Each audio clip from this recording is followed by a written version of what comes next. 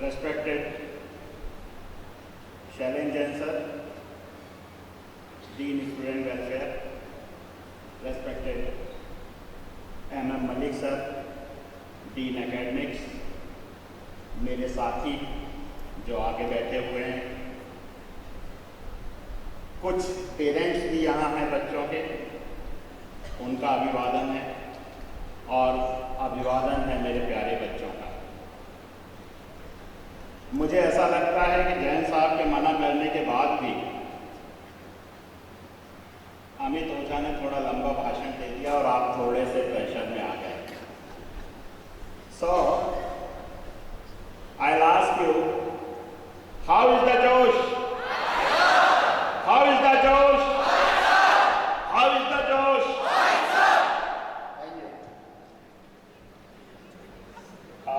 मेरे बच्चों, आप में से बहुत सारे बच्चे पहली बार घर से बाहर अकेले रहने के लिए निकले होंगे। आप सबको बधाई। वीके सोनी साहब ने बताया कि कितना कठिन कंपटीशन था जिसको फेस करके आप यहाँ आए।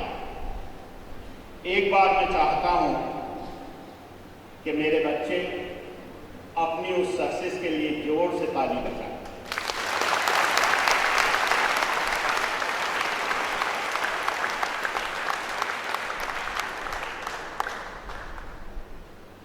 बच्चों, ये हमेशा ध्यान रखना कि आपकी जो सक्सेस है वो केवल और केवल आपकी मेहनत के कारण नहीं है। इसके पीछे कहीं ना कहीं आपके टीचर्स, जिन्होंने आपको तैयार किया कि आप ये कंपटीशन निकाल पाए, आपके पेरेंट्स जो आपको कहाँ कहाँ स्कूटर से, कार से कोचिंग में लेके भागे होंगे, कितने कितने देवी देवता मनाए होंगे, कितने कितने व्रत उपवास रखे होंगे। हाँ, एक बात मैं चाहता हूँ और सबसे बड़ी बात, वो ईश्वर जिसने आपको इस लायक बनाया। बच्चों, हमेशा ध्यान रखना, ये बहुत सारे बच्चों में कंफ्यूजन रहता है कि यदि मैंने पढ़ाई इतनी कर ली है तो फिर पूजा की क्या जरूरत है। और कई बच्चे सोचते हैं कि पूजा इतनी कर ली है तो पढ़ाई की क्या जरूरत है। बच्चों, ये दोनों चीजें जरूरी है। आपके मार्क्स इससे आएंगे और केवल इससे आएंगे कि आपने मेहनत कितनी की है। लेकिन बच्चों, ध्यान रखना कि आप सही परफॉर्म कर पाएंगे, इसके लिए समाज में सुख शांति रहे, आपके परिवार में सुख शांति रहे, आपका शरीर सही रहे, इस पे आपका कोई जोर नहीं। ये ऊपर वाले की दया से होता है। तो मैं चाहूँगा कि पिछली बार जितनी जोर से ताली बजाई थी, उससे ज़्यादा जोर से ताली आपके पेरेंट्स आपके बगल में बैठे होंगे या घर में होंगे, अपने पेरेंट्स के लिए, अपने टीचर्स के लिए और भगवान के लिए।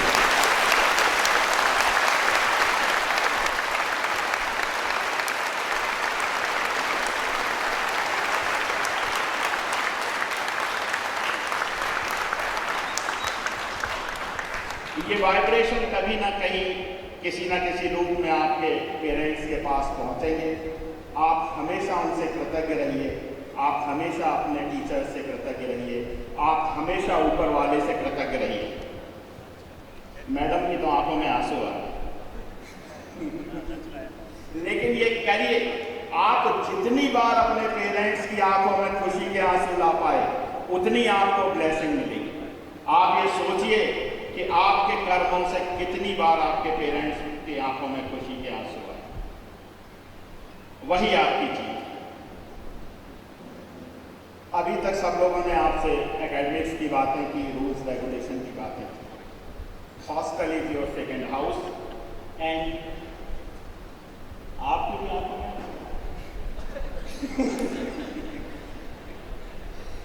चलिए, hostel is your second house and बच्चों, I am your second parent।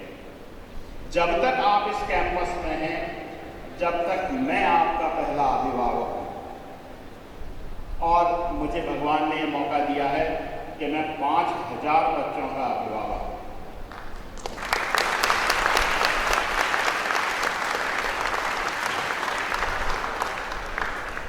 अपने घर वालों के कांटेक्ट में रहना, कभी इतने बिजी मत हो जाना कि अपने माँ बाप से बात ना कर पाओ।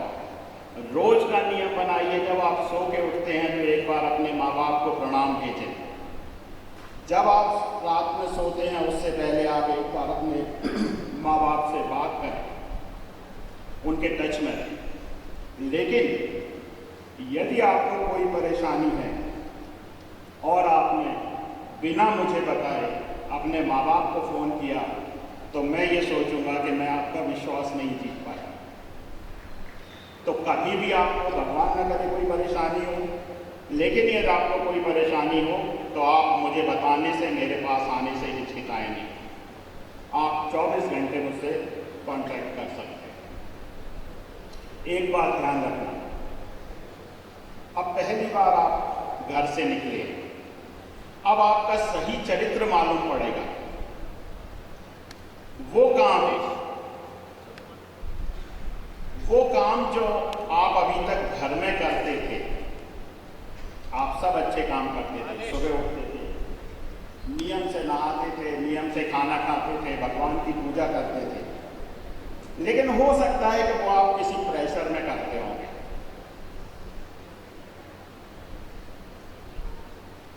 व्यक्ति का असली चरित्र वो होता है जो काम वो अकेले में करता है, जब उसे कोई मॉनिटर नहीं करता। अब आप हॉस्टल में जैसे रहेंगे, वो बताएगा कि आपका असली चरित्र क्या है, आपके माँ बाप ने, आपके टीचर्स ने आपको क्या संस्कार दिए। इस बात का हमेशा ध्यान रखना।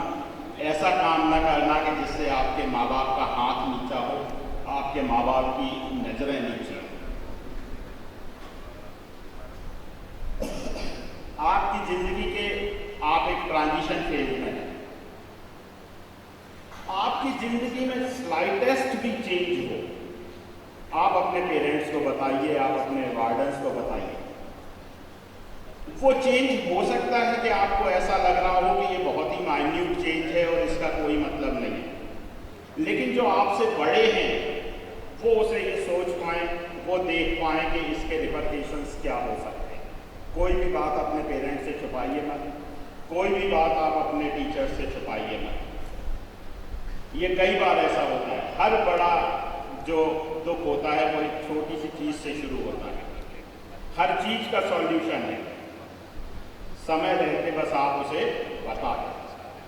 कई बार ये होता है कि आप, कोई छोटी सी प्रॉब्लम होती है, उसे छुपाते जाते हैं, अपने हिसाब से डील करते जाते हैं और वो काफी बड़ी ग्रो हो जाती है। दूसरी बात जो मैं आपको बताऊंगा, आपने यहाँ संस्थान में प्रवेश लिया है। संस्थान में आपको सुखी रखने के लिए, आपको स्वस्थ रखने के लिए बहुत सारी व्यवस्थाएं हैं। लेकिन बच्चों ये बात ध्यान रखना, बहुत सारे पेरेंट्स भी बैठे हैं। अब हम उस एज में आ गए हैं कि आपके बहुत सारों के पेरेंट्स भी हमसे छोटे हैं उम्र में। मैं उनको भी एक चीज़ बताना चाहूँगा। बच्चों, आपने संस्थान में प्रवेश लिया है, आपने रिजॉर्ट में प्रवेश नहीं लिया। आप यहाँ मैनेट रिजॉर्ट में चेक इन करने नहीं आए हैं, आप यहाँ मैनेट संस्थान में आपने प्रवेश लिया। आपको सुख देना हमारा काम है, आपके पेरेंट्स का भी काम है। आप भी थोड़ा, अब बच्चे बड़े हो गए, बहुत सारे पेरेंट्स ये गलती करते हैं कि वो बच्चे को सुख देने को, बच्चे को सुविधा देने को प्यार समझते हैं। बच्चे को सुख देना, बच्चे को सुविधा देना प्यार नहीं, बच्चे को सक्षम बनाना प्यार है। और आप और हम, हमारा दोनों का ये कर्तव्य है कि हम बच्चे को सक्षम बनाएं। हमारा बच्चा जब सक्षम बनेगा तो अपने आप को सुख और सुविधाओं का संग्रहण कर लेगा। एक बात कही जाती है, बच्चों आप भी ध्यान रखना, आपके बहुत वेल विशर होंगे। दुनिया में केवल दो लोग ऐसे होते हैं, आपके पेरेंट्स और आपके टीचर्स। जो ये चाहते हैं कि आप उनसे अच्छे बने। इन दोनों की कामयाबी भी इसी में होती है कि वो अपने वार्ड को, अपने स्टूडेंट को अपने से अच्छा बना दें। यदि मैं आपको अपने से अच्छा नहीं बना पाया, यदि आपके पेरेंट्स अपने से अच्छा आपको नहीं बना पाए, तो कहीं ना कहीं ये हमारा फेलियर है। तो आप हमसे उम्मीद भी यही रखिए कि हम आपको सक्षम बनाने के लिए ध्यान देंगे। सुख की बहुत ज़्यादा अपेक्षा मत करें। हमेशा ध्यान रखिए, नो शाइनिंग विदाउट ग्राइंडिंग। दुनिया में आप एक भी कोई ऐसा आदमी बता दीजिए जो ये कहे कि हम तो रिलैक्स मोड में रहते थे और हम बड़े आदमी बन गए। बन ही नहीं सकता। Hard work and hard work. आप किसी का भी उदाहरण ले लीजिए, कोई भी आपको दुनिया में ऐसा आदमी नहीं मिलेगा जो ये कहेगा कि हम रिलैक्स मोड में रहते थे और हम बड़े बन गए। हर एक ने मेहनत की। दूसरा, आप इस महासागर में आए। इस महासागर में अनगिनत संभावनाएं, हर चीज यहां अवेलेबल है। आप जिस क्षेत्र में तरक्की करना चाहें उसकी सुविधा यहां है, उसका गाइडेंस यहां है। अब ये आपके ऊपर है। कहा भी क्या है, जिन खोजा तिन पाइयां गहरे पानी पे, जो बोरा डूबन डरा रहा किनारे पे। इस महासागर से आप चाहें तो 4 साल में मोती लेके जा सकते हैं, आप चाहें तो किनारे पे बैठ के जा सकते हैं। लेकिन ये जब देखा गया था दोहा, वो सतयुग था, अब कलयुग है। हो सकता है कि किनारे पे बैठे बैठे डैमेज, आप नेगेटिव भी जा सकते हैं। ये भी होता है। हमारे कई विद्यार्थी ऐसे भी हैं कि जो यहाँ से बिगड़ के चले जाते हैं। मैं रियलिटी आपको बताना चाहता हूँ। यहाँ कोई ऐसी मशीन नहीं लगी हुई है कि आप 4 साल यहाँ से रहेंगे और गेट के बाहर निकलेंगे तो आप काबिल बन जाएंगे। हम केवल आपको ये एक पॉसिबिलिटी देते हैं, हम आपको गाइडेंस देते हैं, हम आपको सहायता करते हैं कि आप कैसे तरक्की करें। हमारे पास ये जादू नहीं है कि हम वो जादू चला के और सबको बहुत अच्छा बना दें। यहाँ से बच्चे बहुत अच्छे बन के भी जाते हैं, यहाँ से बच्चे ऐसे भी जाते हैं कि जो जैसे आए थे वैसे चले गए, और यहाँ से बच्चे बिगड़ के भी जाते हैं। ये आपके ऊपर है कि आप यहाँ से क्या लेके जाएंगे, इसके लिए तैयार हैं। अब ये संसार, अभी तक आप अपने घर वालों की छाँव में थे, उनके पंखों की छाँव में थे। अब आप खुले आसमान के नीचे, हर चीज आपको उपलब्ध है। अच्छा बुरा अब आपको डिसाइड करना है। जो मैंने पहले कहा कि आपका असली चरित्र अब मालूम पड़ेगा कि आप क्या करें। पहले साल लोगों ने कहा, आप में भी कहीं ये भावना होगी कि आपका आईआईटी में नहीं, आईआईटी में नहीं हुआ, इसका कोई दुख मत मनाना। हर आईआईटी का हर लड़का हमारे हर बच्चे से अच्छा नहीं। हमारा जो अच्छा विद्यार्थी है वो आईआईटी के बच्चे से भी अच्छा निकलता है। यहाँ संभावना है, ऐसा कोई गारंटी नहीं है कि आईआईटी में जिसका हुआ है वहाँ का हर बच्चा हमारे हर बच्चे से अच्छा है। चाहें तो आप उन्हें मात दे सकते हैं। मैं जब आईआईटी बॉम्बे में था, मैं अपने गाइड से हमेशा कहता था कि सर, सिलिकॉन वैली आपके बच्चों से चल रही होगी, भारत मेरे बच्चों से चलता है।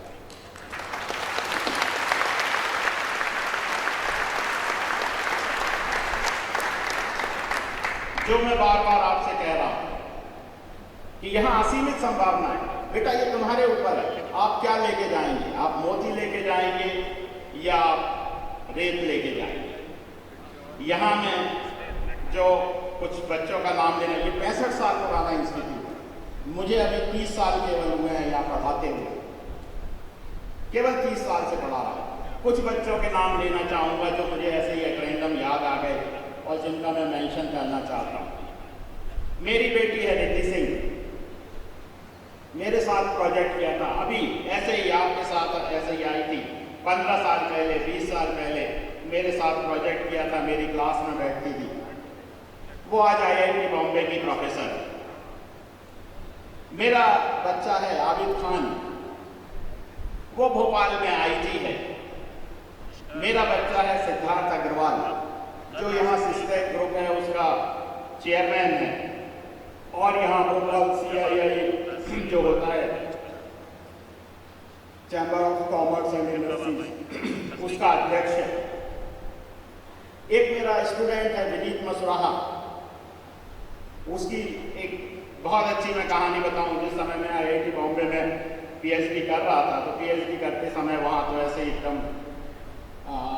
टी शर्ट पहन के और चप्पल पहन के, तो मेरे प्रोफेसर के पास एक विजिटर आए थे टेक्सास A&M यूनिवर्सिटी से। तो उन्होंने बताया कि वो एयर पॉल्यूशन पे काम करते हैं। मैं उनसे पूछा कि सर आप विनीत मसुराहा को जानते हैं? तो वो एकदम ऐसा पीछे हो गए। हाँ मैं जानता हूँ, वो ट्रिनिटी कंसल्टेंट के टेक्सास स्टेट के हेड हैं। फिर उन्होंने मुझसे पूछा कि आप कैसे जानते हो? मैंने कहा सर वो मेरा बच्चा है, मैंने उसे पढ़ाया है। तो विनीत मसुराहा आप गूगल करना। अभी आपने 2023 की गणतंत्र दिवस की परेड देखी होगी, उसमें आकाश मिसाइल का डिस्प्ले किया गया था। उसको जो लीड कर रही थी चेतना शर्मा, वो मेरी बेटी है। ये मैं पूरे इंस्टीट्यूट के बच्चे नहीं बता रहा, ये मैं सिविल के बच्चे बता रहा हूँ जिनको अभी 10 साल 15 साल पहले मैंने पढ़ाया। अभी यहाँ चेनाब ब्रिज का उद्घाटन हुआ, वर्ल्ड का सबसे ऊंचा ब्रिज। मेरी बेटी है जागेश्वरी गुप्ता, जो राइट्स की तरफ से उस ब्रिज की जो डिजाइन थी उनका अप्रूवल जो किया जिस बच्ची ने, और उसने सेफ्टी एंश्योर की, वो मेरी बच्ची है। आपको और बताऊं, आपने छिछोरे पिक्चर देखी होगी। छिछोरे पिक्चर में जो पॉली शेट्टी जो है, वो मेरी क्लास में मेरा बच्चा है। उसको तो मैंने एनवायरमेंटल इंजीनियरिंग में फेल कर दिया था। मैं एनवायरमेंटल इंजीनियरिंग का प्रोफेसर हूँ, तो उसको मैंने फेल कर दिया था। लेकिन वो बच्चा इतना अच्छा एक्टिंग में बना कि मैं 300 रुपए की टिकट लेके गया और अपने पूरे परिवार को, दोस्तों को बताया कि इस बच्चे को मैंने पढ़ाया है, इस बच्चे को मैंने पढ़ाया है। तो बेटा, कोई ये सोचना ही मत कि IIT में एडमिशन हुआ कि नहीं हुआ। जहां एडमिशन हुआ है यहां से भी पूरे रास्ते खोले हुए। दुनिया की कोई जगह ऐसी नहीं है जहां पे हमारे यहाँ का विद्यार्थी ना हो। ये आपके और केवल आपके ऊपर है कि आप कितनी ऊंचाई तक जाते हैं। ऐसा नहीं होता कि जिसका IIT में एडमिशन होता है वो सब बड़े ही आदमी बन जाते हैं, और जिसका IIT में एडमिशन नहीं होता उसके लिए कोई अपॉर्चुनिटीज नहीं। कितने आगे बहुत सारे नाम पढ़ते हैं इसमें, जो कंप्यूटर क्षेत्र में और इस सब में जो बड़े बड़े CEO हैं, बहुत सारे लोग ऐसे हैं कि जो IIT से नहीं है। तो उस चीज को भूल जाइए। आप सुखी रहिए, आप स्वस्थ रहिए। अब थोड़ा सा आपको वर्ड्स ऑफ कॉशन।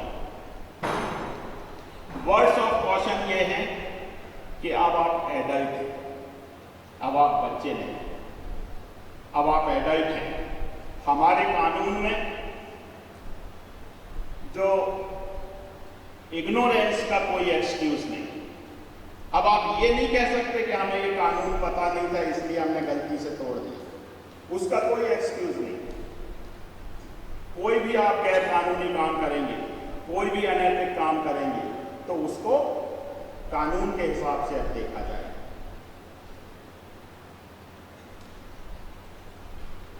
और टेक इट फ्रॉम मी, मैं जो what I say that I mean. आप जब तक बच्चे हैं, जब तक आप स्टूडेंट हैं, हम 24 घंटे आपके साथ खड़े हैं। गलत काम यदि आप करेंगे तो मुझसे कम से कम आप किसी दया की उम्मीद मत रखें। यदि आप गलत काम करेंगे तो आपको उस हिसाब से पनिशमेंट मिलेगा। और मैं आपसे ये कहूँगा कि बेटा, बड़े बनना बहुत अच्छी बात है, आप बड़े बनना, लेकिन उतने ही बड़े बनना जितना अच्छे रहते रहते बड़े बन जाओ। अच्छाई मत छोड़ो।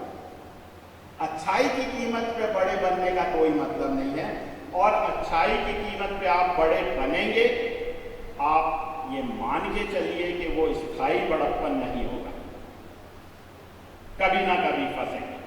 तो आप अच्छे रहिए, आप सिद्धांतों का पालन करिए, उससे करते करते आप जितने बड़े बने। जिंदगी की कोई भी हार, जिंदगी की कोई भी जीत जिंदगी से बड़ी नहीं होती। अभी आपको अमित ओझा ने बताया कि वो ग्रेड ठीक हो जाता है, सब हो जाता है जिंदगी में। ऐसा नहीं है कि जो इंजीनियर नहीं बनता वो जिंदा नहीं रहता। इंजीनियर बनना सब कुछ नहीं है, 1 करोड़ का पैकेज सब कुछ नहीं है। हर 1 करोड़ के पैकेज वाला आदमी खुश नहीं है और हर 10 लाख के पैकेज वाला आदमी दुखी नहीं है। ये आप मुझसे सीख लीजिए। कितनी भी बड़ी से बड़ी परेशानी हो जाए, वो परेशानी जिंदगी से बड़ी नहीं होती है बेटा। कभी भी ऐसा स्टेप मत उठा लेना कि आपके माँ बाप को, आपके टीचर्स को रिग्रेट हो। हर चीज सुधारी जा सकती है। कितनी भी बड़ी से बड़ी गलती हो वो सब सुधारी जा सकती है। कितनी से बड़ा फेलियर हो वो सब मेकअप किया जा सकता है। लेकिन जिंदगी सबसे महत्वपूर्ण है, आप इसे ध्यान रखिए।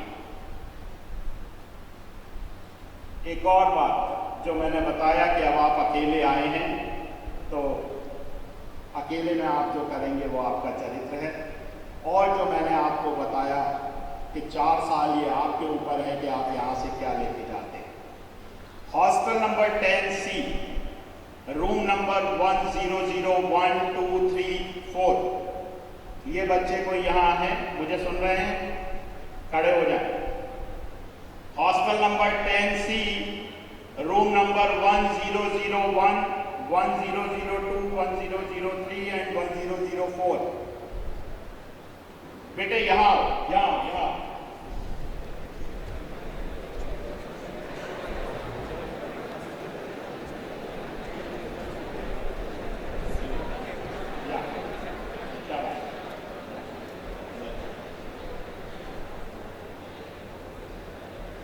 ये मैं अपने डीन शैलेंद्र जैन सर को और मलिक सर को और अपने साथियों को और अपने बच्चों को बताना चाहूँगा। 20 तारीख को इन बच्चों ने हॉस्टल ज्वाइन किया है। 22 तारीख को जब मैं हॉस्टल देखने पहुंचा, इन्होंने एक ऐसा सेंसर बनाया है कि जिससे हॉस्टल का कमरा बाहर से बंद करो तो लाइट अपने आप ऑफ हो जाती है। एक बात तालियां बजाओ।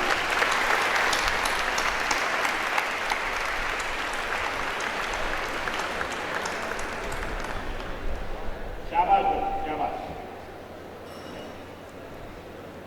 हमको ऐसे बच्चे चाहिए, समाज को ऐसे बच्चे चाहिए जो जैन साहब ने कहा था कि कंप्लेंट करने से पहले आप ये देखें कि आप क्या कर सकते हैं। आप ये देखिए, this is sense of belongingness. कि वो जिस इंस्टीट्यूट में आए हैं 2 दिन में उनको ऐसा लगा कि बहुत सारे कमरे ऐसे रहते हैं कि उसमें बाहर से कुंडी लगी हुई है और अंदर लाइट जल रही है। 2 दिन में इन बच्चों ने बता दिया। एक बार ताली हमारे वार्डन भोलानाथ राय के लिए भी।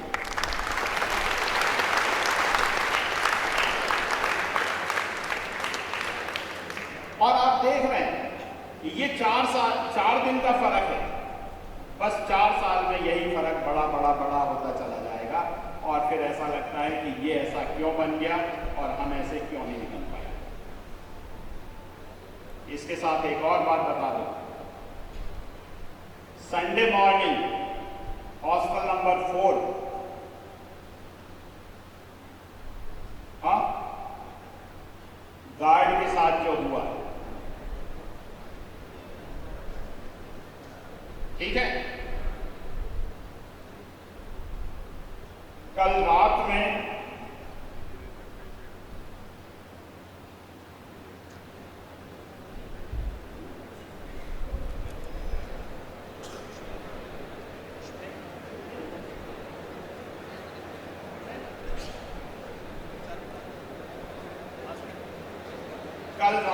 Hostel number 10D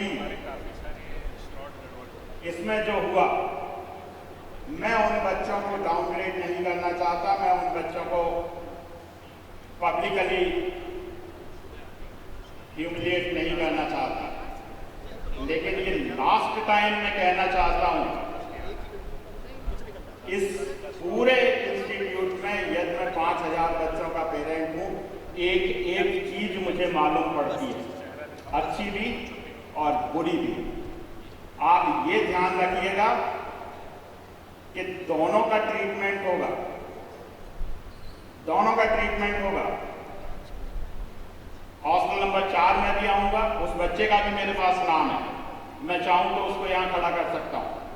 hostel number 10 CD के बच्चों का भी मेरे पास नाम है, उनको भी मैं खड़ा कर सकता हूं। ये पहली बार है, मैं माफ कर रहा हूं, माफ इससे कर रहा हूं कि यहां खड़ा नहीं कर रहा हूं, लेकिन पनिशमेंट मिलेगा, ये समझ लेना।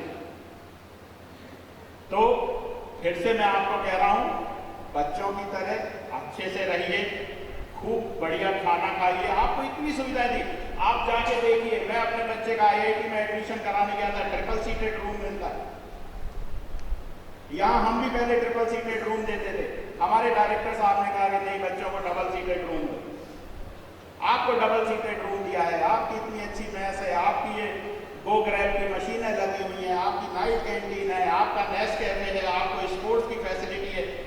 आप पॉजिटिव चीजें करिए, और यदि आप नेगेटिव चीजें करेंगे तो मुझे 30 साल का अनुभव है कि खराब बच्चों से कैसे निपटा जाता है। ठीक है, तो इस सब के साथ आप खूब खुश रहें, आप खूब तरक्की करें, और भगवान आपका मनोरथ सिद्ध करें। जिस मनोरथ से आप इस इंस्टीट्यूट में आए हैं, भगवान ये मनोरथ को सिद्ध करें। यहाँ से उतरने के पहले मैं रिक्वेस्ट करूँगा, हमारी chief warden girls doctor Jyoti Swaroop please stage पे आए। Chief warden boys doctor Pushpendra Yadav, senior warden of hostel number 4 doctor Kishan Dharavat, senior warden of hostel number 10C doctor Bholanath Roy, senior warden of hostel number 10B doctor Raman Nateria, senior warden of hostel number 7 doctor Preeti Onkar. ये लोग